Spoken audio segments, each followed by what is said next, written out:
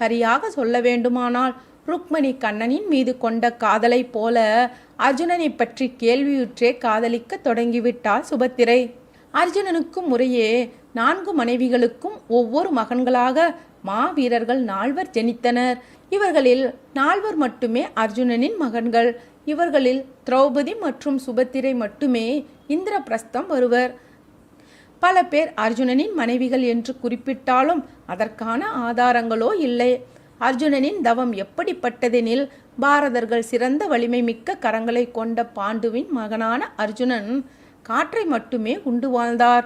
கரங்களை உயர்த்தி எதன் மீதும் சாயாமல் கால் கட்டை விரல் நுனியில் நின்று கடும் தவத்தை தொடர்ந்தார்.